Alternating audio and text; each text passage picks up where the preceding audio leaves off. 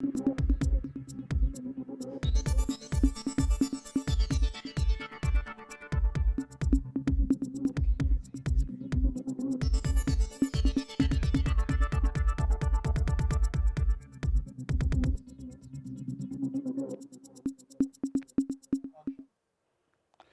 morning, Nigeria, and welcome to Morning Break on Breaking Times.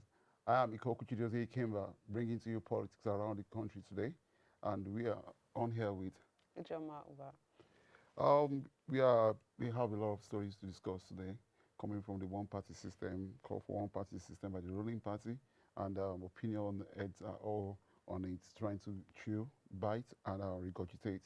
And we are looking at also at the disputes in election results in Kaduna, and also looking at the review of revenue allocation formula by the Revenue Allocation Agency. And they both call for the impeachment of Bola Ahmed Tinubu, the President of the Federal Republic of Nigeria. It's a lot packed together, and we have a lot to give to you today. Let's dive in. We have a lot indeed packed in, and we have Mohammed on standby as well to help us analyze some of the stories. Well, nice to be here with you.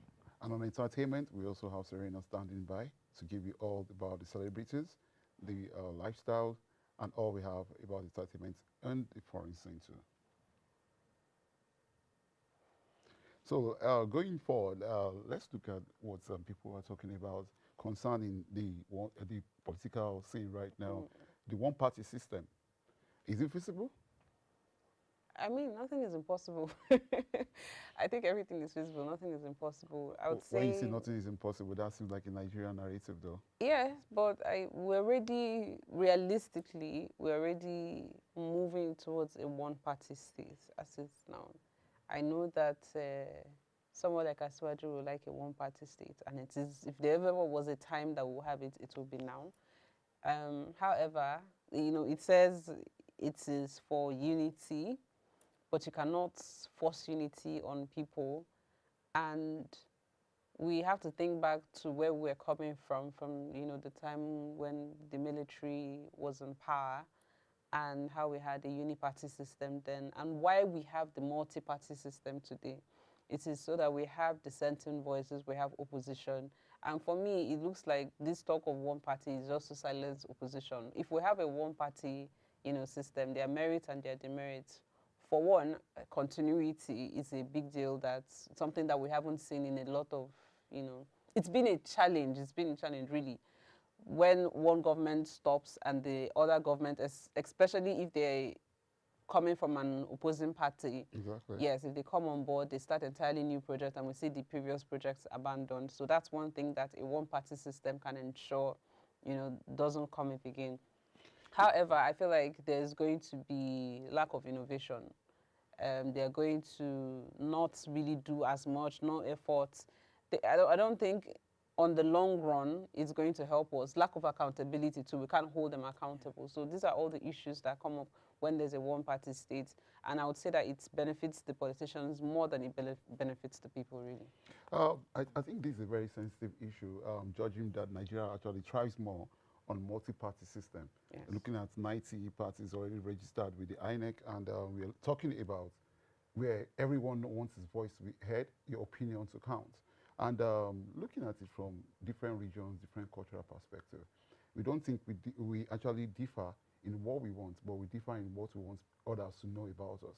So looking at the party that is in power now, APC, it will actually be in their favor to have a one-party system. But what do Nigerians actually expect?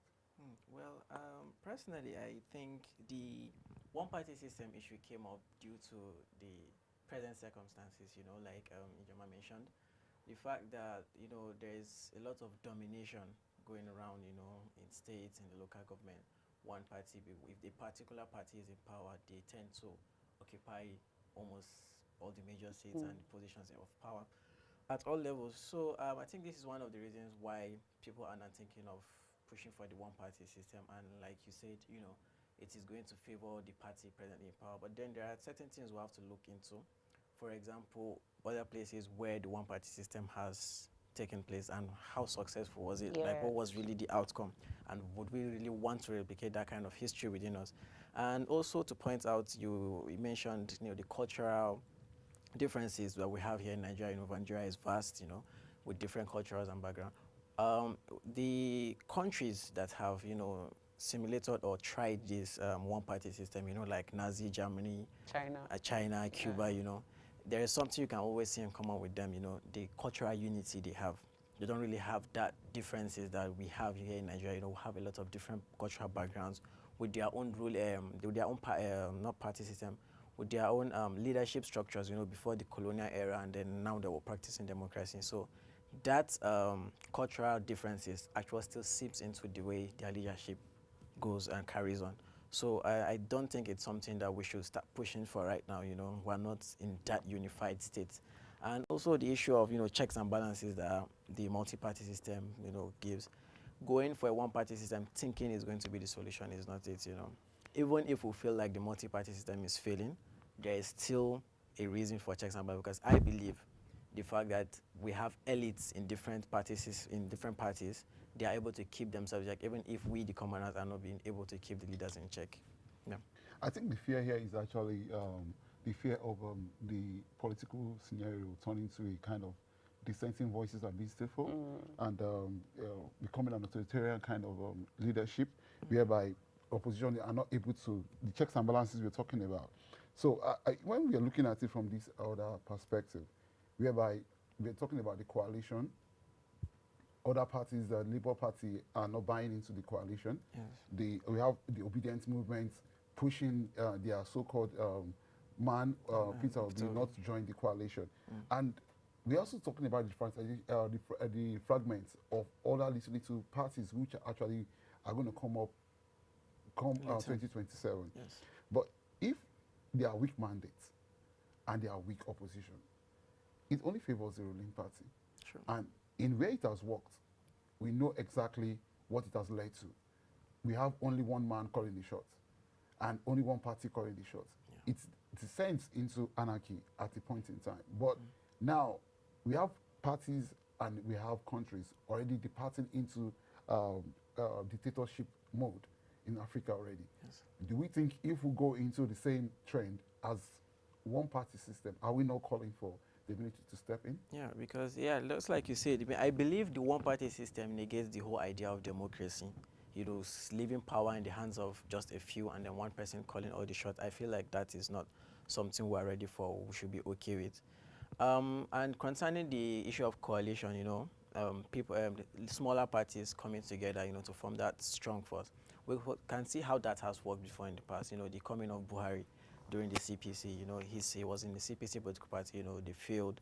But then after going back to the drawing board, they were able to merge smaller parties together to bring out that candidates they felt was, the right forward. So even when we're talking about the smaller parties having weak candidates to come up for them, I don't think that should be an issue if these weak parties or small parties are being able to come together to bring that strong candidate, because you can have a strong candidate but not a strong party, and you can also have strong parties but not a strong candidate. So I think that coalition is something that works, and that can only happen in a multi-party system, but in a one-party system, because that will not be feasible.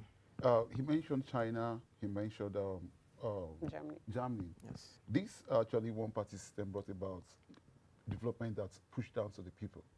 And coming to our context of our own country, the way we practice our own democracy, we are coming from a place of oligarchy, where we practice the Oba is the head of the administration, and he pushes down to his information to the subject through his Oloyes and co, which is actually being replicated at the center right now. Are we looking at it will be replicated in Nigeria? Do you look at something about infrastructure development coming in play? Because right now, no decentralization of all this. Everybody's talking to Abuja. So are we not actually practicing the one-party system already? I would say we're practicing the one party, because still at a certain level there are still dissenting voices, and these dissenting voices are what contributes to leads to the reforms that we've seen over time. However, it's arguable, because in states like China and Germany, when you look at those countries, for example, you see that they've recorded significant level of development. Okay. Because of the continuity and all of that. They're speaking with one voice. But like you said, the culture is very similar. They are more united. we have deeper issues that go beyond party, that, Yes. we've not been able to agree. So, it's going to open up the differences that we already have, they're already existing. But beyond that, I would say that in countries like China, for example, um, we know what this has done to their free will as a people. So, and that's what we don't want to happen in Nigeria, because in Nigeria we have very strong voices and we Exactly. cannot be silenced. You Absolutely. cannot impose, a rule on us. So, for example, China has, its rule on population. They have laws or policies on population. And because there are no dissenting voices, you find out that what a few people decide goes for, everybody, and there are no people to come out and argue against that. True. If we have such, we have something like that in Nigeria, it is going to be a problem for us, because we need, at this stage that we are as a country, we need those dissenting voices to shape, where our development and where we are going, because we cannot all agree, and we need those voices to come up Absolutely. and say that this is different, no, we cannot have this, or no, we can have this. Yes. Otherwise, we've seen what happens. Somebody wakes up overnight and decides that our national anthem is not good enough, and that's it. You're correct. You're correct. And I also like us to digress a little bit into what's actually trending right now on social media, whereby most people are going tribalistic about the politics, because we are not even in the we are not in a single party system already, and people are already discussing about, oh, my tribe should be more superior than the other tribe. Now, looking at it, that whoever is at the center, and we are practicing a one-party system, I would want to perceive that the person will push down his own cultural perspective downward with a kind of pyramid system, whereby we have to practice whatever he believes as a culture, as a religion, Yes. and as a person. So now, I think Nigeria is a multicultural system, and our politics is very, very diverse, and it's very, very peculiar to even per region. Our politics is very, very peculiar per region, per state, and per local government, because that's why we say most of the politics we practice goes down to the grassroots. So now, if we accept one-party system, I don't think it will work for a kind of society where democracy. everybody has his own Voice. conversation, everybody has his own trending by his sentiment, by his bias. So I would want a multi-party system to keep on its function, because it blends in with each region with what they want. Look at NNPP in Kano today. They have a strong voice there, because that is what they want. That is who they want to be associated with. Now, looking at the Southwest, if you say ACN was formerly that strong before the CPC and the ACN Communist Coalition that formed the APC today, and the PDP used to be a kind of multinational party system already, but because it's now in the opposition, we cannot kill the multi-party system, because we need the voices of the opposition for their accountability and integrity and open for fairness, because I think also, as, for example, like somewhere like America, where we know that's very distinct, the Democratic Party and the Republican Party. So it's because of the way we are in Nigeria, right? Because generally, when you see a Republican, you know a Republican not just by their party membership card, by their ideals, by their beliefs, by the things they stand for. You know that this person is a Republican and that this person is a Democrat. Exactly. Now, you cannot force people to think along certain lines. So Americans are divided. Some people believe in the ideals of, the Democratic Party, and some believe in the ideals of the Republican Party. And that is the freedom of choice that we are guaranteed in our democracy. And so a one-party system kills that right, that freedom to express your own ideals or align with people that are, in the same of the same view with you. And a good example, like you said, the way America has the Republicans and Democrats, you can see that whoever wins the election, if it's a Republican, then the Republican ideas are being sent down throughout the country. If it's a Democratic president they have, he pushes down his ideas down towards the country, and you can always see the people, some rebels, some activists come up, talking about not agreeing to whatever the president is going for. Because, for example, now we can see the president of the United States, Trump. He is a Republican, and you can see his ideals are being passed down throughout the decision-making of the country, down to, the issues like abortion, the LGBTQ community, and all it is that they push down into the society. And if it was a Democrat, during Biden's period, you can see that there was a lot of liberal decisions being made and agreed upon within the society. So yeah, I still feel like the one-party system is not going to work out as well for Nigeria. Okay. Moving from the debates of democracy to the messy realities of the election, that by-election that just occurred during the weekend, which leads us to Kaduna, where the PDP has rejected the results of the election. Well, just like we pointed out yesterday, no one wants to let off the hook when you're losing. And when you're winning, it's actually in our own society, it's a winner takes it all. Yes. And PDP Kaduna has come out strongly saying that it rejects amidst violence, intimidation, and irregularities by INEC. Now, is INEC ready for our elections? But Okay.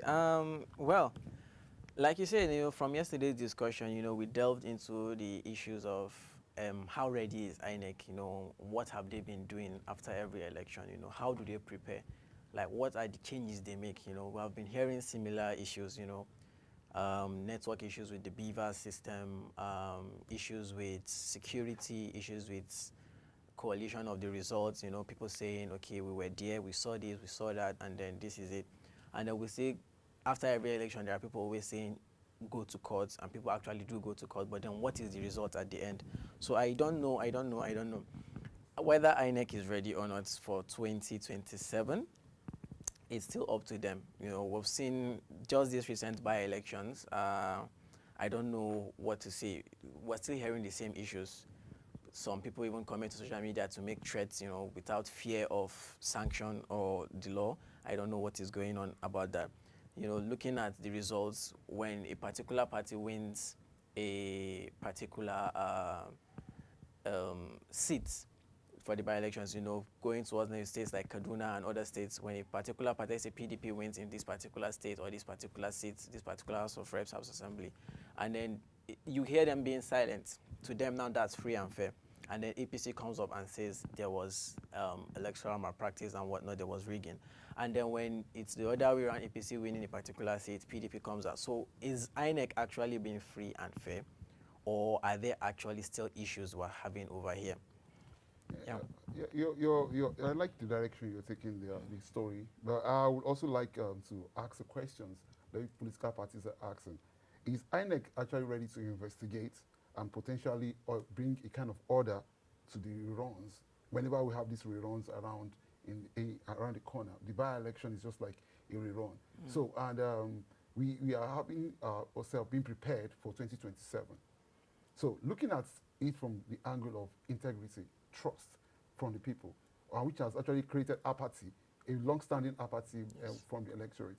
So we are looking at, are we actually looking at INEC as an umpire, or are they actually looking a little bit of a biased umpire at this time?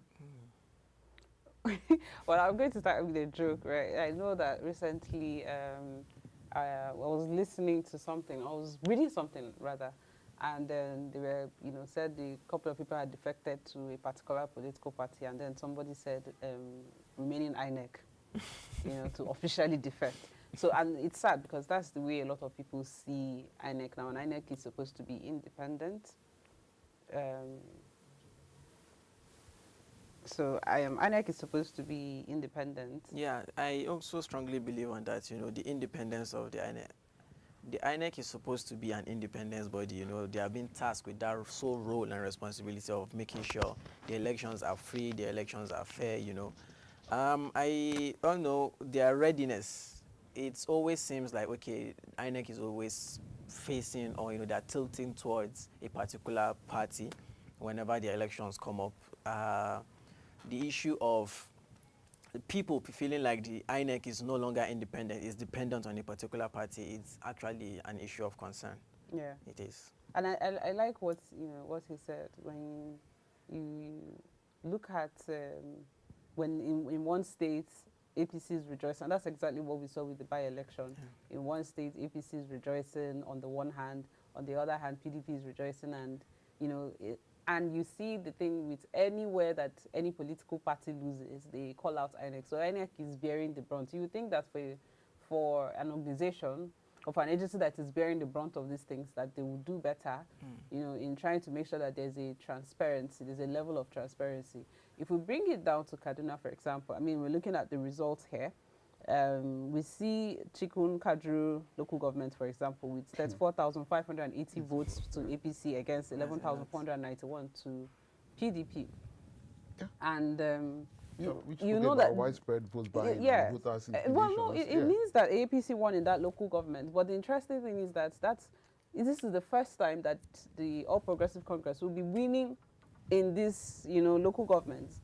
Traditionally, this is won by the PDP. So you see that this is why the PDP will have the, you know, the grounds to come out and accuse INEC, even though it may or may not be wrong, you know, but this is what it is.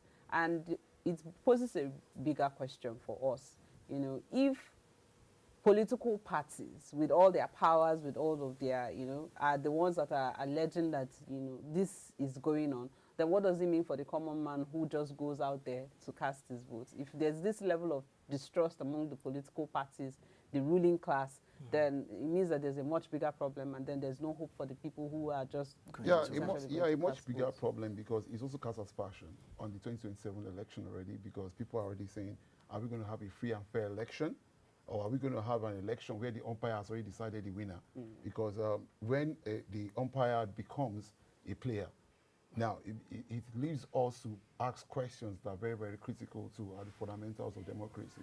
Are we playing a fair game, or are we playing a game that has already been concluded, and we are giving a piece of their own mind and not a piece of the people's choice? Because we must have a fair umpire which allows a fair playing ground. Because at this point, everyone is pointing the fingers towards INEC. INEC is telling you, I'm bringing the election to you. You come here, vote, and go. But people are telling you, even if we vote, we know you have a preferred candidate already, and which actually is a dangerous trend, whereby people don't no longer trust the umpire, which is INEC in this place. And people are also pointing hands to the person of Professor Mahmoud. No, not Yakubu, because Jega actually had his own bronze. Now, no, it's very sad that, you know, from one, you know, to the next this same issues persist. Because the President Yar'Adua's election was actually one of the elections where a presidency winner came out and said, the election that brought me into this office is flawed, and I'm ready to own up, and I'm ready to institute a reform. And with the reform, we saw the results by President Goodluck Jonathan, who lost an election, and immediately picked up his phone and called the winner. He trusted the process. Exactly. That's what so, it means. but now we are finding people changing the process, trying to subvert the authority and the constitution of the federation, trying to even buy off the judiciary, and that's why they tell you, go to the courts, because they know already, even from the electoral polling units to the judiciary, they all have all it covered. But we cannot keep our fingers crossed and keep watching why this happened, because putting people in the offices are for them to actually institute, bring in integrity into the place, and make sure that it functions as stipulated within the confines of the Constitution. But what we have in this by-election, whereby Kaduna PDP has called as the umpire, and if this is not checked, I'm telling you, 2027 election has already been decided. Yes, truly. So going from this story about INEC and the Kaduna PDP, let's go into the functional financing of our country. The revenue allocation is on table now, and we are talking about sharing formula. You know, when the sharing formula comes into a conversation in Nigeria, what comes to my head is it 60-40, is it 70-30, or 50-50? 50-30-20. Exactly. But now, what we are talking about here is actually current sharing formula of the derivatives that are coming to the coffers of the national accounts. And we already have the standing resource roughly at 52% for federal government, 26% for the states, 20% for local government, and oil-producing states where the oil-producing communities are crying out already, saying 13% should not be what they have. Not enough. Because most of what is coming from the oil-producing communities are used to develop Abuja. So this conversation keeps on from each administration to the next. But the Bola Ahmed Tinubu has come out strongly and said they want to review this. And I think going forward, I as a person would want it to favor more, would want it to favor more of the local government because I believe that the grassroots is where everything originates from. And if the local government can be satisfied, even the oil producing communities will also be covered in this space. But this is not the case. So which way is the best way to divide the resources of the nation that favors everyone who is actually, because no matter how you share it, I come from an oil producing community. I will tell you that you cannot take everything from my state and go and develop another state. Why don't we all fall back to the region? But this is a conversation. Well, I would say that they're already off to a good start. I mean, this is not the first time that this reallocation is happening. And if you're looking at the figures, the difference isn't quite that much. But what we've seen is a very slight shift from the federal government to the state government, Exactly. which is applaudable, is laudable. What we are hoping, because the shift in the local government revenue from 20.60% to 21.04% is not very significant. And Okay. like you said, that is where all of the development happens. That's where Exactly. most of this funds to be channeled to. We are arguing for local government autonomy. We need these people to start doing more. But I would say that this is a step in the right direction, really. And the president is basically doing the very restructuring that we've been crying out, about for a long time. And what we're seeing is that states are becoming a lot more dependent on states with the new tax, reform that he was proposing. So it's basically what we want to do is we want to see states getting what they produce, and that way makes it more competitive. What we are going to see is that more people will be developing their own state. So you don't rest in your own state and wait for, allocation, budget allocation from revenue that has been accrued from other states to come to you, and then you use that as you will. So if you know that your state is generating a certain amount, and this is our budget, you're more likely to, plan better with that amount, and you're likely to do even more than you're already doing, knowing that it's not free money that is coming from the national. Another thing it does, it also reduces the dependency on the federal government, which is good for our democracy, because the reason that we've seen a lot of defections, especially as governors, you can imagine a sitting governor defecting, is because they want to maintain their position or they want to curry favor. We saw in Rivers State where for a long time their allocation was not released to them. So we see that people cannot work. Most states cannot function because they are overly dependent on the federal government. We saw the governor of Edo State, for example, coming out to say that I've done roads, I've done this one, all this thing I've done is because Tinubu is giving me money, which is a wrong, I don't know if you understand, it's a wrong view that comes from a place of over-dependency on the center. So if they continue to do this, it's a step in the right direction. I think they should continue and decentralize. Taking it from there, should states actually produce and control what they produce? Because economics judge that if there are no reforms in place, then whatever they are producing and controlling does not actually take effect on the national coffers. What do you think? Well, I think that might be a little bit of an issue concerning how if the states are allowed to control what they produce. Why I would say it might be an issue is because the autonomy might later cause an issue along the line, because I believe the center is supposed to regulate the whole issue. And let me draw back a little bit from that particular point.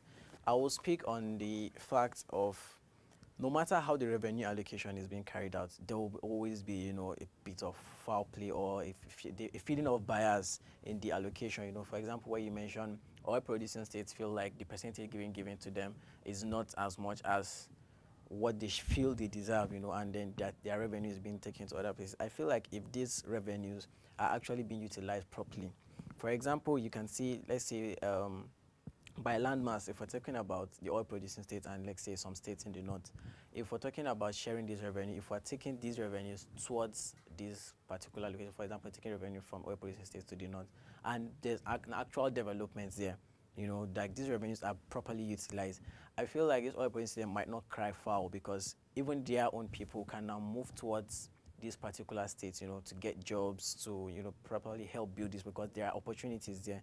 But then where you feel like this revenue are being taken there and there is no like result, proper positive result, okay, so why are we giving our own revenue towards these people and then we're not seeing anything? So they will feel definitely injustice. But then when this is being properly utilized, I feel like even they'll feel calm that okay, the percentage is justified by what is being done with it. But IJ, we are looking at the grassroots because they feel the brunt more, and if the federal controls whatever is being produced in states and how it's being shared, how far does the local government autonomy operate? Well, we can say it's autonomous on paper, but we know that you can't really have that autonomy when you're still dependent. And I like the fact that it's a gradual process, right? So I like the fact that first of all we started from last year to reduce the dependency of the local government on the state government. So now the governors, before that's why some states will, an entire tenure, 4 years, 8 years, and there's not been any local government elections held because the governor wants to maintain control and keep those funds to himself. So now that that power has already been taken away from the state government, there's a little less dependency on them, which means that these local governments have more autonomy. But now they are now dependent on the federal government, as is the rest of Nigeria, which is something that like I said, it's a gradual process that we have to slowly move away from. So the local governments have to retain their autonomy, but then it's a gradual process. Will start from somewhere. When the state starts producing, the state as a whole does not produce. It is in local governments. For example, when you go to your states, there are different local governments that are known for different things. There are factories or sites that are within specific local governments. So these people are producing oil, these people are producing textile, these ones are producing whatever. So it is all of this that comes together as a collective to make the, build towards the revenue of the state, really. So it's when you know that a certain local government is producing a certain amount, they also know that this, also affects or reflects in what they are being allocated. Absolutely. As well as the land mass, the number of people that they have to cater for. These are all the things that determine how much they get. And so it is important that these factors are taken into consideration when these allocations are being made. I cannot expect a state with a higher population to get a lower allocation. Absolutely. But then again, we should not, in doing that, allocate more or take the resources of one place and give to another place. So it's finding a balance, really. Well, then, moving from money matters to actually one of perhaps the boldest headline in the news today, that's the civil society calling for the impeachment of President Bola Ahmed Tinubu. Wow. And I would say PLEX Center for Education Initiative, a group in River State, and they have been speaking up for a while now. And this headline actually speaks volumes because I think for a group who has been speaking about even the impeachment or the removal or the legal removal of Governor Simlaya Fubra, and coming to call for the impeachment of Bola Ahmed Tinubu on the premise of gross misconduct. I think it's an issue that should unseat the current administration, but might not unseat him through legal or legislative means because the APC has its dominance in the Senate already. And but what are Nigerians saying? well, these are Nigerians. And they say what they are saying. But again, there are two sides to this. For the first side, like you said, Pelex has been speaking of. They spoke for, I don't know, former governor Simfubara, and Suspended. Suspended governor Simfubara. So they've spoken up for him, maybe because that hit home, because they are based in Port Harcourt. But this really falls on the table of the National Assembly. Exactly. It is the job of the National Assembly to respond to this particular issue. So where they take it to will now, that's, or the body language that will tell us really all we need to know. It is well within their rights to make this to make this call and say we want this person impeached, but it falls on the table of the National Assembly because they are the ones that will impeach or move for an impeachment rather. And if we're being honest, we don't see that happening because the National Assembly is basically APC. Well, looking at the history of impeachment of presidents in the country, it will require two-thirds of the third majority of the National Assembly. Yes. And looking at this process, how it goes, it requires a lot of, will I say, ambiguity from one corner to the other. But are we looking at a National Assembly that has been speaking for the people, judging from the other National Assembly that we have noticed from the 8th Senate to the 9th Senate and the 10th? Are we seeing one which can actually stand in play and speak for the people? Or are we seeing one that is actually a rubber stamp National Assembly? Well, that is a very big question. And I feel like without the need for a petition, since when the events took place, this is something the National Assembly should have taken up and have done a very valid and reasonable, taken a reasonable action upon, rather than waiting for petitions and then people have to debate whether the petition is valid or the feasibility of it. You know, these are conducts that we have not seen before. You know, the president suspending a governor on the, I'll call it political drama at this point, you know, because that's basically what it looks like. Yes, there have been lines that have been crossed, but then taking such decisions and actions, you know, there are other pressing matters in the country, and then focusing on things like this, suspending a sitting governor due to, you know, what people perceive as a political interest is very wrong, and definitely is a reason for the citizens to call for an impeachment, or a group of people calling for impeachment of the sitting president, because they feel they are not represented. They feel these are actions that should not be of a person they call their leader of their nation, that is supposed to represent their interests and their thinking. Yes. Yeah. Another thing I'd like to add is also that it's not unfounded that certain civil organizations or civil societies are being sponsored. So perhaps this might also be an opposition sponsoring this. If you're calling it an opposition sponsoring this, I think it's in the place of the opposition to actually hold the ruling party so accountable for every of the people action. hide behind some of these organizations. Yeah, the people that are hiding behind it are also Nigerians, and I should expect, unless they are aliens trying to sponsor this. But if they are Nigerians, it shows the frustration of the people. The frustration of the people have reflected through the call and the petition of the CSO, because we cannot but say what we feel.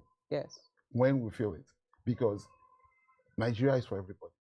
It's not just for the ruling party. And if a section of the country feels frustrated, I think a listening government, even though not an effective government or an incompetent government or a selective government, I think they should listen.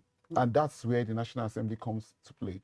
The so-called PLEX are actually from Port Harcourt, where they are domiciled in Port Harcourt, and that should bring about the House senators there, the House of Rep and House of Assembly members in Rivers State. So if they are calling for the impeachment of the president, I think it should be sponsored by either by their senator representing those constituents and or the House of Representatives from that same region, because Nigeria is being pushed and not the president being pushed.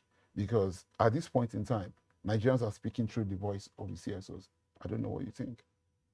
Well, I don't know about their senator sponsoring, because I mean they're still part of the government, but it's like we said, it is well within their rights as an organization, as members of Nigeria or citizens of Nigeria, to call for his. Well, let's see how it fizzles out. Ask. Exactly. Let's see how it fizzles out, because this is a prerogative of the National Assembly at this point to take up, and if they don't take it up, we should actually expect probably another petition to rise from another corner and speak about it. And this is where we are taking it a wrap from the morning break. And on this segment, we are looking at politics, and politics has actually taken center stage. And from the stage to the screens, and we'll be bringing on Serena to discuss more on the lifestyle, culture,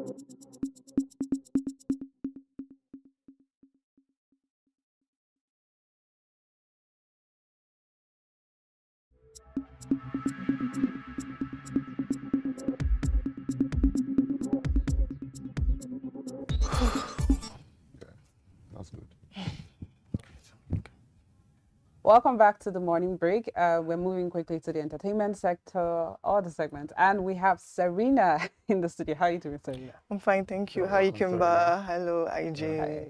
So what do you have for us today? Okay, so our first story today, Comfort Emmanson refutes claims of 50 billion naira lawsuit against federal government, NCAA, and IBOM Airlines. Now, this statement was made on via her Instagram story. So, and then she said that when she eventually files a lawsuit, she would personally inform the public about it. And then she also disclosed the identity of her lawyer as a certain Adam Atakpa of Kipre's attorneys. Yes, yes. Now, looking at Miss Comfort's statements on it, it clearly shows that she is considering the option of filing a lawsuit. Yes. Now, if she eventually files that lawsuit, what do you think Comfort is after? Do you think she's after clearing her name because VDM came out to share his thoughts, and he was clearly on the side of the air hostess. So do you think Comfort is coming out to basically clear her name? As per that's why she's filing the lawsuit, or she just wants to be compensated for the whole embarrassment? Well, for me, I feel it's right for Comfort at this time to come out and say her own side of the story. But at the same time, I think she focusing on the lawsuits might actually be, because for me, she needs to go to therapy for now, because she shouldn't be talking about lawsuits for now. She should get well, because being dragged from the plane, her body hitting all the metal in that plane, was and really now injured. incarcerated, now out. I think she should focus on recovery.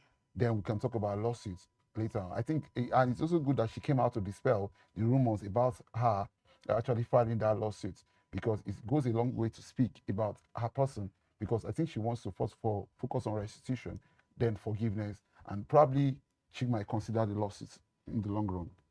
Well, for me, I'd say first off, what we saw first off, we saw a lot of reactions coming from the alleged lawsuit that had been filed by her, which was what it was clickbait. It tells you just how many Nigerians do not read or do not have the patience to go read through an through. article, and for somebody who has the amount of following that VDM has, for example, to have made a video responding to that without reading the article completely is also, I don't know, it's borderline reckless, because you have a lot of people that are listening to you, a lot of people that are going to, that their opinions are shaped by what you put out there. And I think I've seen a lot of reckless behavior from the videos that were made to that particular one. That's just straight up reckless. Yeah, taking up from the Then VDM video, I think we made some comments about that on the studio yesterday, and we said I think there are actually institutions that are actually saddled with that responsibility. Exactly. Yeah. And if VDM is speaking on that same plane, that means that the airline, which actually owns that same plane, actually has okayed it for him to speak. Yeah. And that's actually borderline recklessness, like IJ said, because you cannot go ahead and say, if you come on board and you misbehave, and we'll record you, and when we record you, put you online. And when actually the person who made that same video have been reprimanded, and actually the airline has said, come out, all out, said they are not actually aware of the actions of this person that did this. So we should not be endorsing such statements from people who have large followership like VDM, and who actually should know better than saying such thing on and recording it to put it on his own platform. I think that's actually as to the question that she asked, as to what the intent is, I wouldn't know what Exactly. Mrs. Emmanson's, Miss Emmanson's interest or intent would be, rather, as to the lawsuits that she says she might file. She might claim damages. It might be to clear her name. There are a lot of reasons why she might do that. So But we'll urge her to do it. Yeah. For certain reasons, to set a precedent or an antecedent, so that moving forward, I think a lot of lessons have been learned from this particular incident. For me, the biggest would be, if she was going to sue, however, I think she should focus more, and this is a personal opinion, she should focus more on whoever recorded that video and put it Absolutely. out there, and less on whoever instigated the entire drama. That was the smaller crime for me in all of this.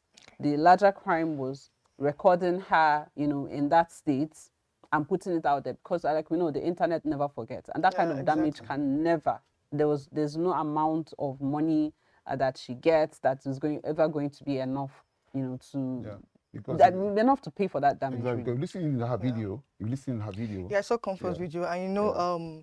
in her video, she gave her own account of the incident, and it shifts the blame from her to the air hostess. I mean, it puts all the blame on the air hostess, and too bad that there are no security cameras on the plane. I mean, okay, so now all we have are the reports of the eyewitnesses who were also on the plane. So now, based on on their own reports, do you think the air hostess was, I mean, right? Because, I mean, I believe that there are aviation schools, there are institutions that these people usually go to, right?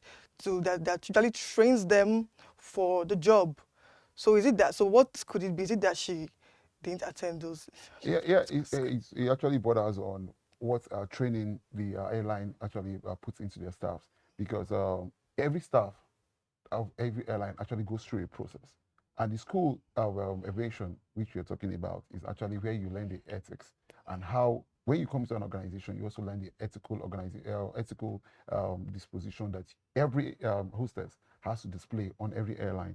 And you talking about CCTV, I think currently most airplanes actually have um, Okay. a cam, but that calls for reflection on the kind of planes that we go on, because if we don't have modern airplanes that actually have CCTV cameras, I think the airlines or the aviation authority, that NCCA, should make it mandatory for every airline to have a CCTV camera installed on their airline. But looking at reflecting on what you were calling for, if they go for training, if there is a regulatory agency that sees to it that every airline operator brings in a professional hostage, sorry, I said hostess Hostess. Yeah. on board. They Yeah, refer to her anyway, as air probably hostage. the air hostage, because they held They've heard our they held Emmanson hostage Yeah. on air.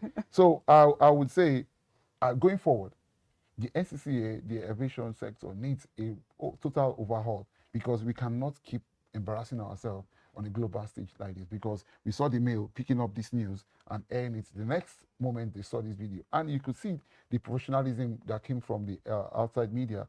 Every part of Emmerson's body that was shown unclad was actually covered from that video. They tried as much as possible to cut it off. Yeah, that was quite Yeah. professional. So now, when you were calling for someone who should record, it's not in their place to actually start editing for whoever that puts that video online.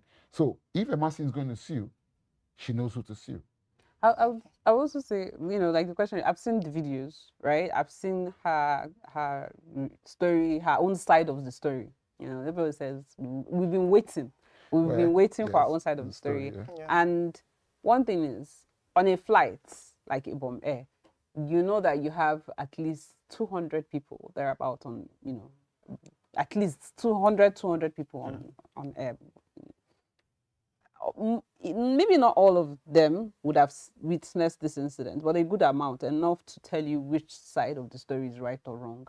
And if you listen to her side of the story, it collaborates with certain people who have come out to say that they were on that flight and that this is what happened. You see that there's a similarity between her story and this story. So it tells you that, what she's saying might be the truth, and she might have been triggered, and but however, none of us were there. I wasn't there, so I can't say exactly that this is what happened. But Okay.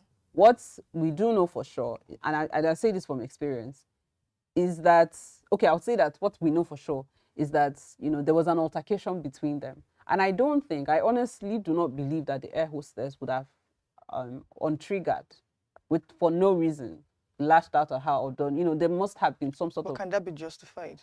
No, I'm saying that the reaction has to be, like we've said, the school of aviation is supposed to teach air hostesses how to behave and all of that. So yes, when somebody does this, there's a right line of response, really. Exactly. And I think that that's the lesson, that's the bigger lesson that we've all learned from this, how to behave as passengers on a flight and how the air hostesses should behave. So it's understanding that these people paid good money to be on this flight. Flight is not cheap, not with the economy of Nigeria. Somebody paid good money to fly your airline when they had other options. It is your best. You're a service provider. Exactly. And you should behave as such. Yeah. Because you're an ambassador of whatever airline that you're working on. Absolutely. And I don't think that that might have been reflected, seeing as the people that recorded her were also, you know, airline staff. So that's one side of the story. From the other end, I've been on flights where I've downright seen you know, passengers being rude to these air hostesses who are just trying to do their job. So I feel like on one end, she might have been triggered. There might have been something there. And on camera, on all the videos that we saw, the air hostess maintained her calm on camera in all the videos you know, that we saw. We never saw her hit her, but we don't know what happened behind the scenes. I'm having an opposing view. No, that's fine. I'm just saying that we did not see her on camera attacking her. No, we saw her on camera actually doing the job of the aviation security, because she had no right to actually block off. I agree. The only thing she has to do is to call the attention of the aviation security to actually pick up. So that's where we say that exactly. There should be a line. What is the proper line of response for someone who has behaved in such a manner on a flight that you feel has disobeyed the rules? What is the proper line of response? And these are the things that these people should know how to do, because I don't think it's the job of an air hostess to become, like we said, an air hostage. Yeah, exactly. So I feel like from both ends, we've all learned a thing or two, how to behave to people who have paid money to be on, you know, you're supposed to provide them with good service. And some of the times these air hostesses don't.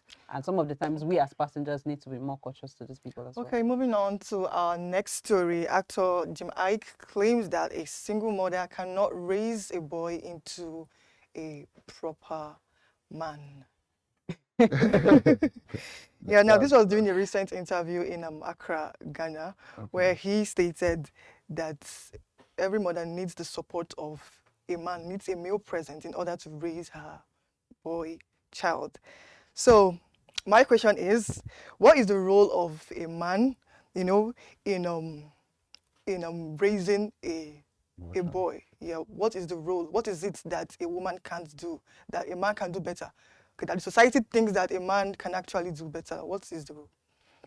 You would seem to be looking at me to give a response. I think because you're a man, so okay. So of course you should be in the best position to respond to this. Well, I think Jamaica was actually pointing at someone in this regard and reflecting on someone's actually disposition and their personal assertion online in personal coffee. And I would want to say that the role of a man and in bringing up a male child is a very, very significant, because the male child is looking up to his own gender, his model, and what he should do in the society. And whatever the father is going to impact in that child is going to be reflective of how he's going to treat both the girl child and the male child, because he's going to make an interaction with both gender. He's not just making an interaction just with just one gender, because if a male child is wrongly influenced by the father, and either by his action, either by his personality, you will actually see reflecting in this male child. Because one, there's not going to be accountability on his own part. He's not going to see the girl child as equal as he, but he's going to see the girl child as his own subject, and which is not supposed to be so, because every child has his own role to play in the society. And if Jim Ike is saying that a mother should not train up a male child, we've seen situations whereby the father travels for a very long time, 2 years, 3 years, probably going to hustle, like we say, going for greener pastures, and the child is going to be left in the care of this mother. And I think what we should be talking about is what are the impacts the father has left with the mother to help her train this male child properly. Because most times, the so-called female, the mother, actually had her training under a father.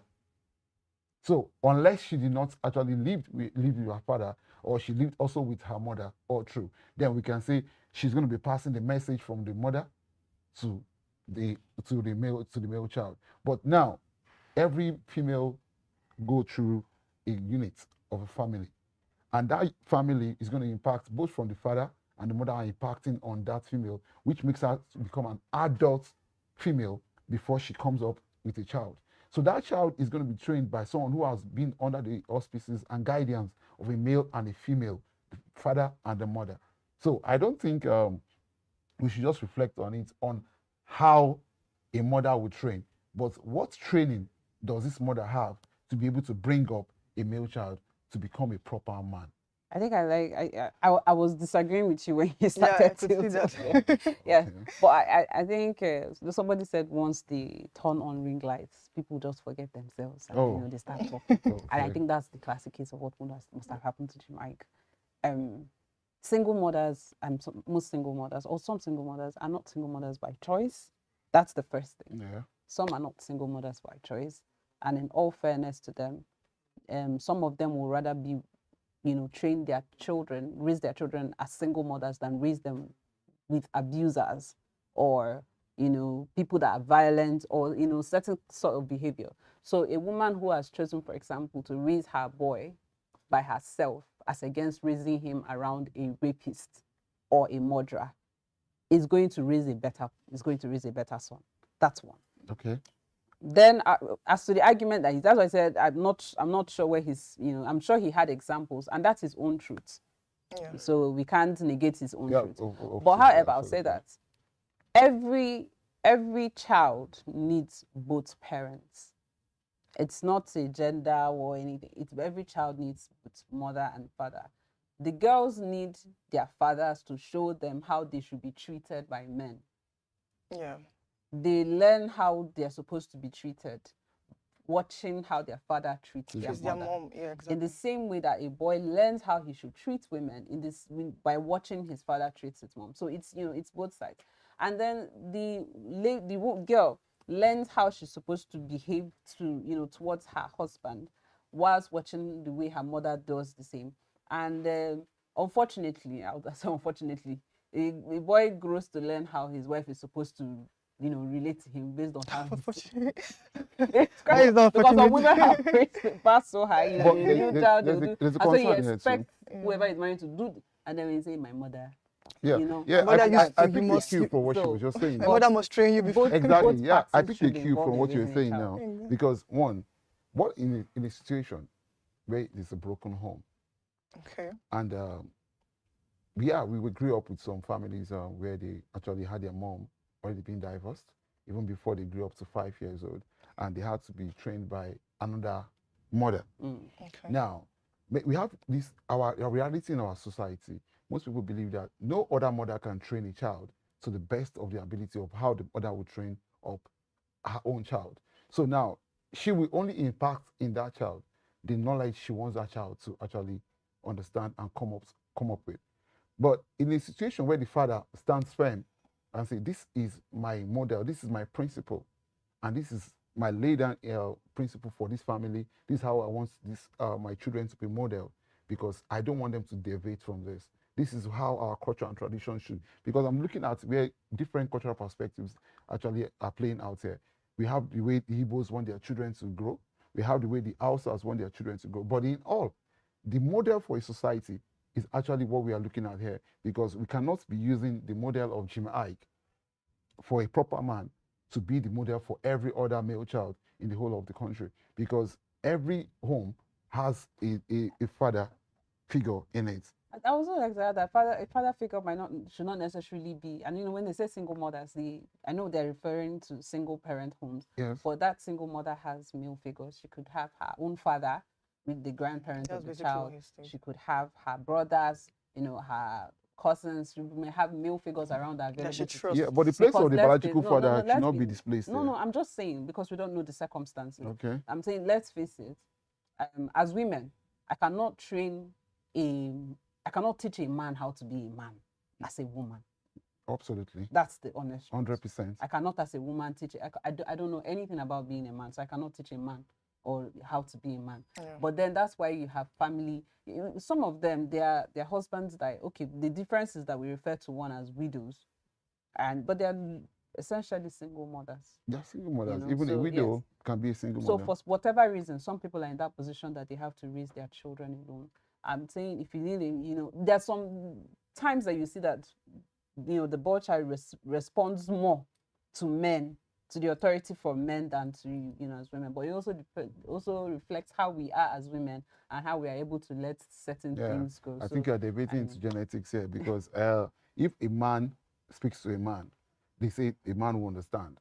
But when a woman, I think it's the other way around. Women speak stuff to men. yeah, and if a woman is actually trying to teach a woman how to sit, how to talk, she sees, oh, let me watch her, how she speaks and how she behaves in the society. But now, if you are looking up to a particular lady, and the lady always comes out to tell you, because I was watching a video once, and this music artist, Cardi B, was actually playing her music, and she noticed that her son or her daughter was coming from behind. And then she put it put it off. Now, that shows you that what she's putting out there is not what she wants her child to come up growing up with. That the training is different from what she's dishing out at home, to the public. So it's actually the the developmental stages is actually being influenced by the parents because they are the first teacher that the child knows. So at any point, one of them are not available. That's why I said the impact of your father as a mother who was actually growing up under a father or some other father figure around you should help you train the child to a certain level whereby the child can actually understand that, I should not strike a woman for no reason. For any reason. For any reason, let's adopt that, for any reason. Or this is how you should treat a woman going forward. Exactly. And if that child fails at it, what do we say? Usually say it's the fault of the mother. Exactly. So now, that's why he said a mother must pick a cue from the father. Where the father figure is not there, you have to pick up from the father figures that are surrounding you, who are actually good for you as a model. So it's not actually necessary that you must look up to your biological father sometimes, because your biological father, I have a friend who once told me that she grew up knowing her father to be a drunkard. And that was how even the man passed away. So now you're looking at her not even trying to learn from her father. She tried to learn from other people's father who was actually better off in the society. And that was what she thinks that's the best model for her. Moving on to our last story for today, from the big screen to your home screen, Everybody Loves Jennifer would be on Prime Video on the 28th of August. I think that's a really good news. Now, Funke Akindele happens to be like the highest grossing actress in Nigeria. And, I just love the way Funke, love the way she pushes her movies, love the way she advertises. I mean, she jumps on trends, and I feel like she's a really big, inspiration, given that Funke is already someone who's established, she's a really good actress, she's a really good movie producer and all of that. But the way she pushes, the way she hugs her movies, she's like a tomato seller, basically. I feel like something that small businesses even can emulate, I'd like to hear your thoughts on it. First, I'd like to say that everybody loves Jennifer. Everybody really loves Jennifer. It's been over a decade since the first Jennifer movie was released. Is it over a decade that you've known her? No, like the first Jennifer. We basically grew up knowing Funke. No, we knew her as Jennifer. The movie itself that evolved to the series that has she grew into us, into the fabrics of every home in Nigeria, because as a very young lady, Funke was actually on the screen already. Yes. And till date, she has something in her. Right from when I was a kid, I've been watching Funke. I've been seeing her on TV. Really, she has something in her, which I think she understands the principles of marketing. Because if you look at Dangote, the way he hawks his petrol, he believes that if I don't take my business as a business, then I won't have anything to sell. So Funke is taking her acting as a business because she has seen it that this is the only way. Because I tell my friends, whatever that puts food on your table, don't play with it. The way you market it is the same way you want that food to remain on your table. Because if you don't want the food to remain on your table, then kick it. And you find out how best you eat the next meal. And Funke is not just a household name. she has come to understand how even the global community understands this filmmaking. And I see Netflix supporting her movies. Like she makes I very see Sony exquisite Music movies. supporting her music and supporting her film and all that. So you see that she's actually doing the network. She's doing the business of marketing and trying to do the business of acting also. I think it's great to see that she's moved from acting towards the actual business of production. Exactly. I mean, this movie grossed what 500 million in the first 12 days, and that's Just a lot. And imagine. we're very excited about what it means for Nigerian cinema and where we're going. It's a lot of income coming in for us into the entertainment sector, really. I'm telling you. Exactly. And it's great. We love what she's doing. We applaud her, and we look forward to more women in the field doing, even greater things. Really. Yeah. Thank you very much, IJ. Thank you Thank very you. much, Ikemba. It was a really lovely section with you all. So that will be all for the entertainment news. Again, I'm OC Serena. Thank you. All right, we'll go for a quick break. And when we come back, Mohammed will be joining us again for sports. Did you just say sport? Let's see.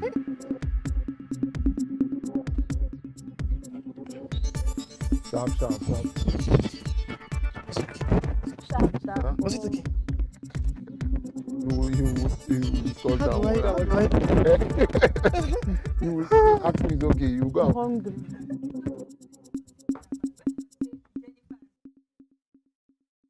Did you understand? This one just caught me.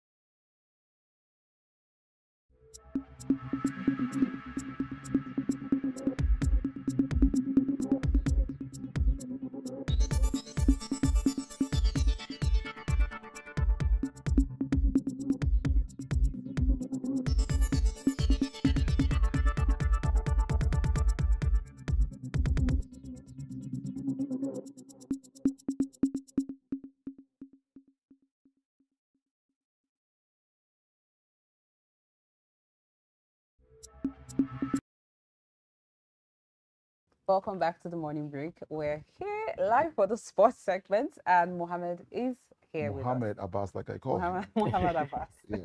Well, let me Welcome welcome again. myself back. Thank you very much, IJ. All right. But I told you that there's a conflict between you and I. And what You, would you that cannot be? be sitting there as a Man U fan. You're not the champion. Well, let's hear you. Well, we still have 3 more years to go, I But he think. has So more than I'll let you have your throne. It's a game of throne, and I hope the excuses don't come at the end of the season. well, we shall see. We'll be here Yes, to sir. report that live. Oh, so today for sports, we'll be having 3 beautiful stories. Starting with ex-footballer Marvin Sodell leading a bold push to bring Formula One to the Nigeria's capital, Abuja here. It's actually a surprising story and an exciting story for me personally. I believe you will also find that interesting. That this ex-footballer is actually not Nigerian, he's Jamaican, and it's an interesting thing for him to be pushing for the Formula One coming to Nigeria because they noticed like we're having a fan base. He has a racing organization, a startup racing organization, and I believe he's seeing a bigger picture for him to be wanting to bring it down here to Nigeria. Not only that, the top Formula One racer, Lewis Hamilton, has also mentioned the need for the Formula One, to come back to Africa or to come to Africa. It's been about 3 decades since the Formula One has been in Africa here. In South Africa, it was hosted. The Grand Prix was hosted there, and it was very interesting. So the question now here is Nigeria actually ready for the Formula One? Well, I want to say they're ready.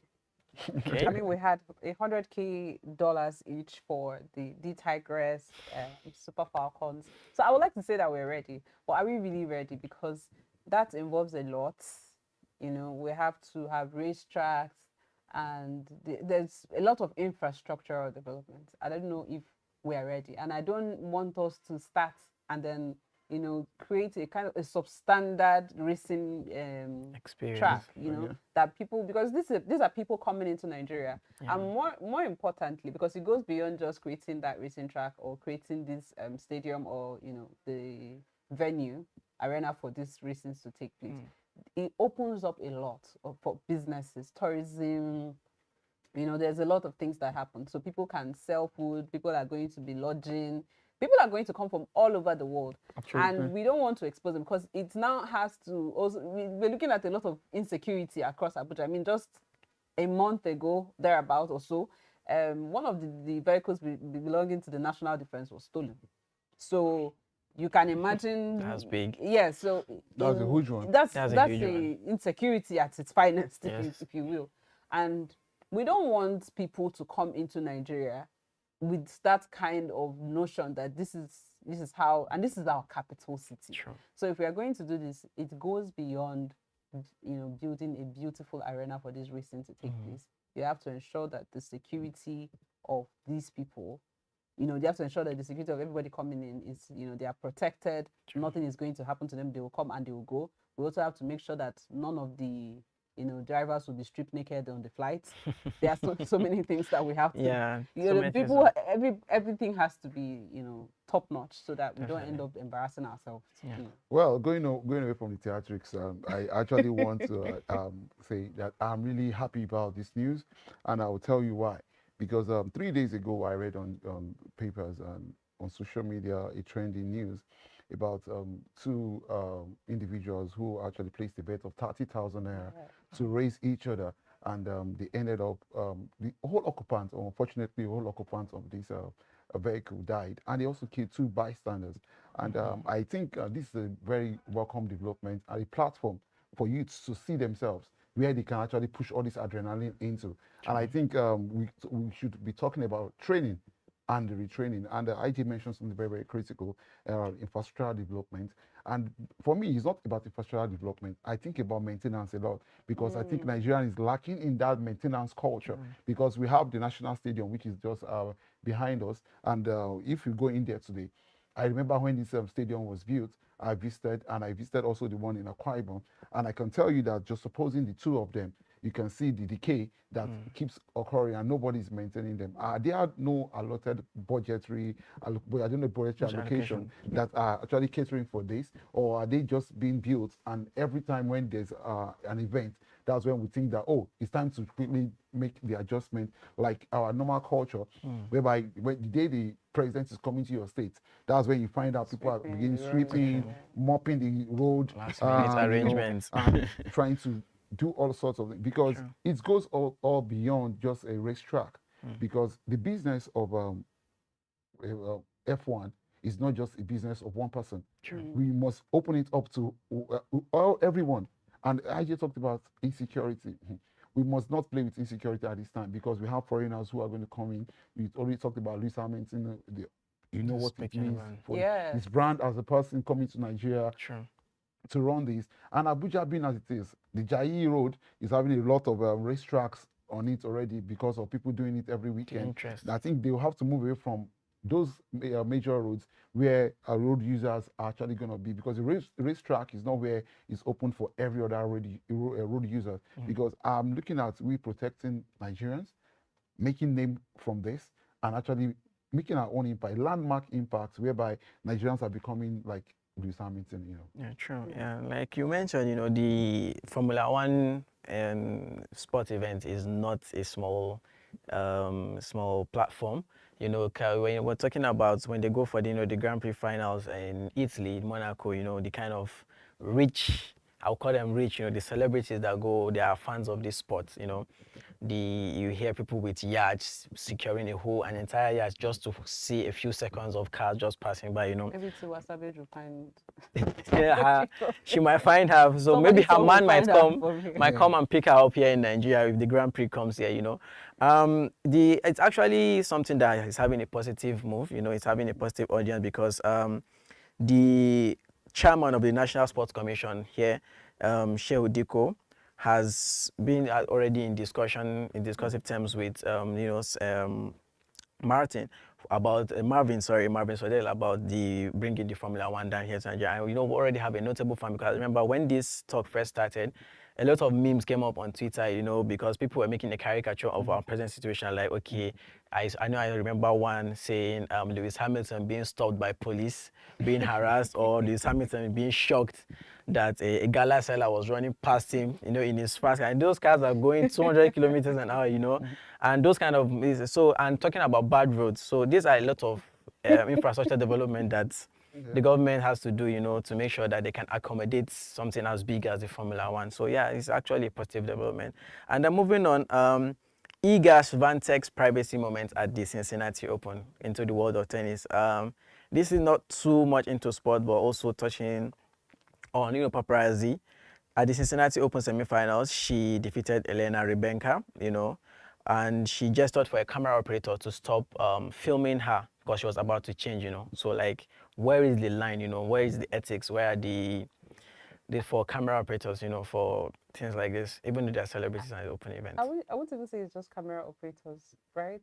Because I mean that's what we're really looking at with comfort Emmanson, yeah. Sure. I think these days the lines are very blurred. People are in such a hurry to show you everything, to be the one to break the news. I'm sure that journalists wanted to give you exclusives behind the scenes, and in that moment forgot that this person is primarily a person. And I think we also forget sometimes when we see celebrities, and that's why they say some celebrities are rude, but we forget that, in as much as we want unrestricted access to these people that we feel we know because we follow them, we feel entitled to them, that they are entitled to their own privacy. There's such a thing as too much, and this was too much. I like the fact that she was able to draw the line and say, and then to go on and stay composed for the rest of the game and eventually win it.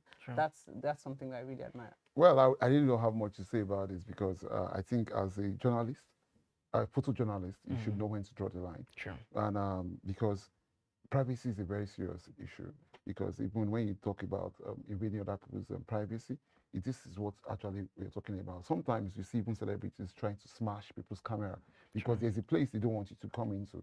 We forget that these people are also human. They have their own emotions to deal with. So I think she was in her right of place to say, please stop. And the journalist should actually respect that. Sure. Yeah. Still hammering on that, thanks to social media, and the access to all these media devices. I think there was a video I remember watching about, I think it was either Denzel talking about him and Will Smith, just to round it up.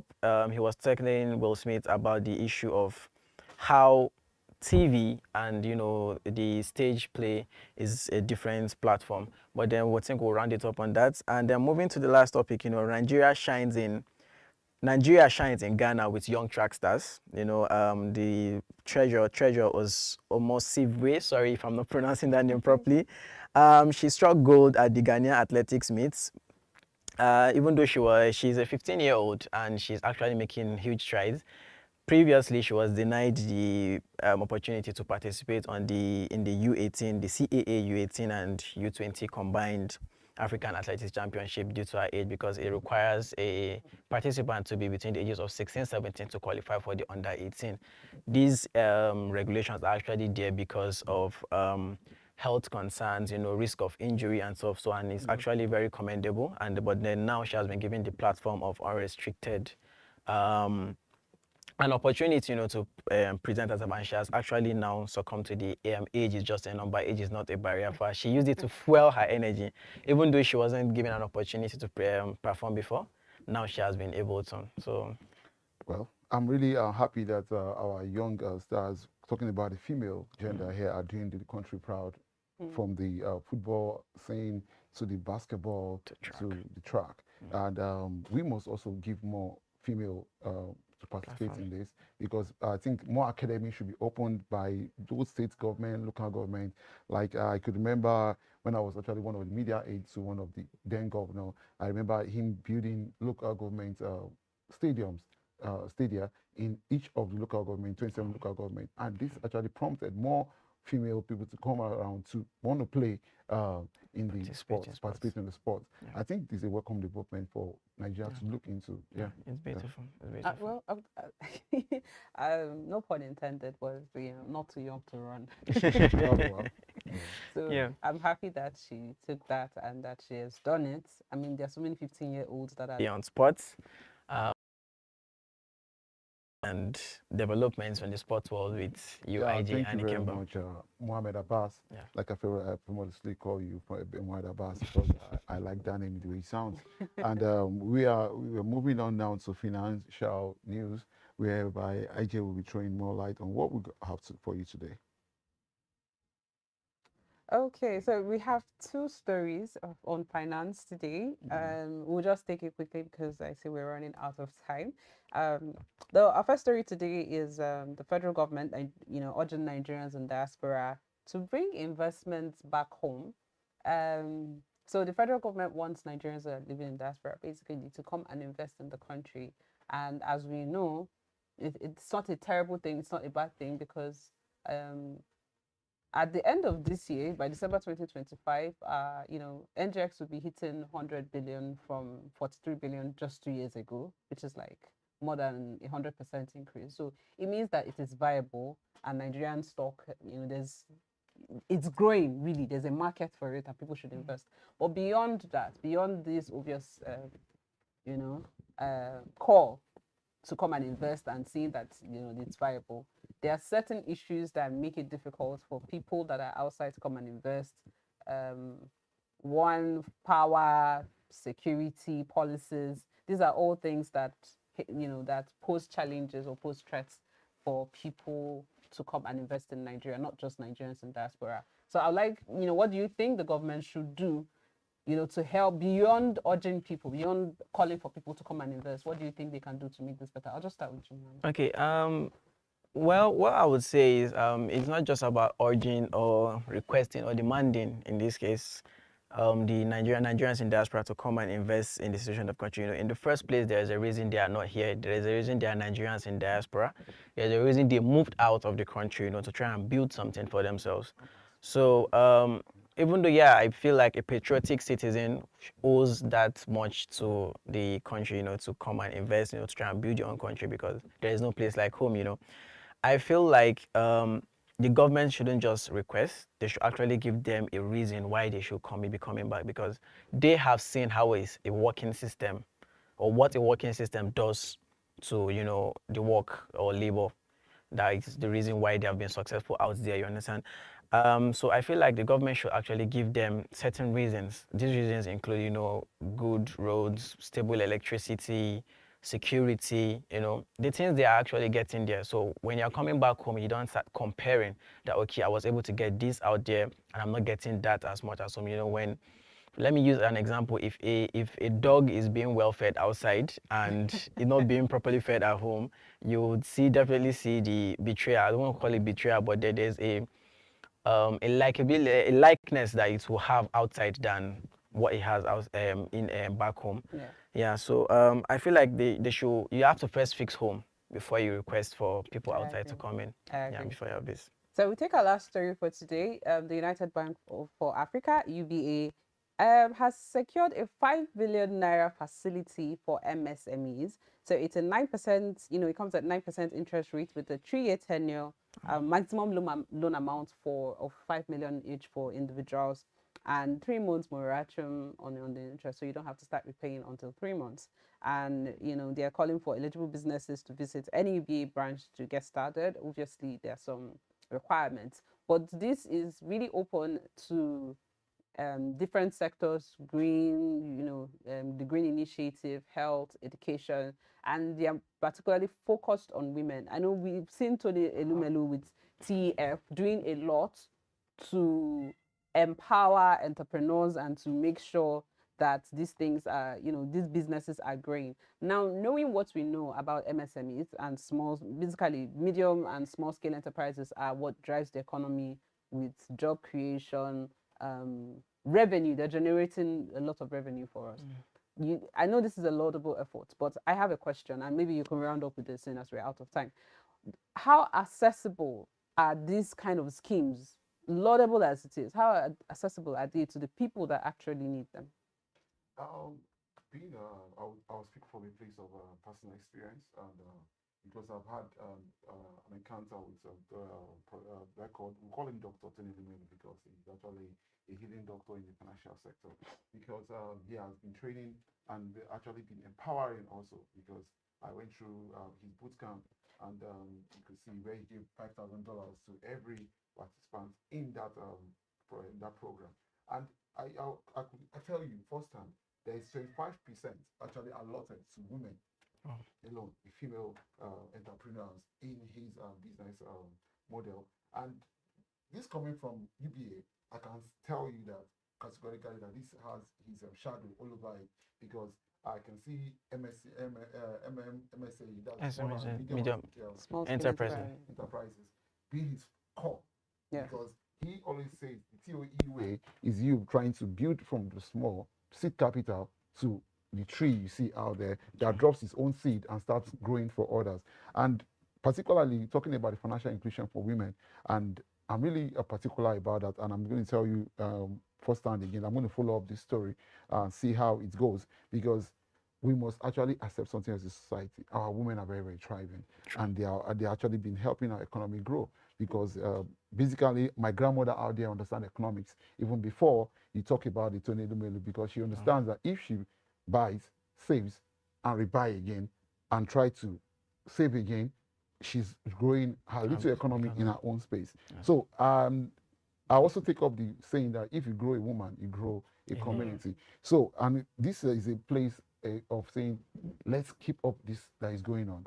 This is going to become a very good development for the Nigerian society and the women in particular, because I want to say that if a woman has what she's doing, all the distractions that we see around, because if you go to my handle, you see that I wrote it boldly. No father wants to see a daughter being subjected to the mediocrity of a man who has nothing for her. True. So, and we cannot but say this is the right direction. But how can we make sure that these facilities are accessible to the people? Because we know what there is information. No, you know, beyond that, there's the financial inclusion. So many people don't, you know, the basic bank app in English cannot be used by certain people in remote areas because they cannot even communicate fluently in English. So how can we make sure that the people who need these loans, that they are accessible to them, that they understand how to apply and they're able to get this information? That I think direct deployment of the people who actually put in play in this. First of all, they must understand the peculiarity of every down below. What I call down below is, if you are going to take anything to Adamawa, you must make sure that you are taking it in the language that the people understand. True. Because if you are taking anything to Akwa Ibom, the BBO or whatever, you have to take it into the language. And now adopting those people who are pre-existing in this clouds, in those spaces. Because one, those people there, we have people who are already doing this business, the entrepreneurs who are doing it. They understand the language of the people. Now, the training, the processes should go through this funnel.